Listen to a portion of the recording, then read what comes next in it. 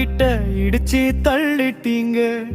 எங்க அம்மா பட்டினம் மக்களோட அமைதி கெடுத்துட்டீங்க. கரண்டு பில்லு வீட்டு வரி எல்லாம் வாங்கிக்கிட்டு இப்ப அரசாங்கம் துரத்துதப்பா எங்க வீட்டை விட்டு.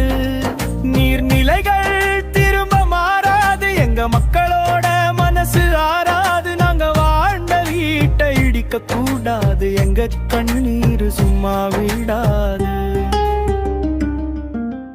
50 ஆண்டா வாழ்ந்த வீட்டை இடிச்சு தள்ளிட்டீங்க. எங்க அம்மா பட்டினம் மக்களோட அமைதி கெடு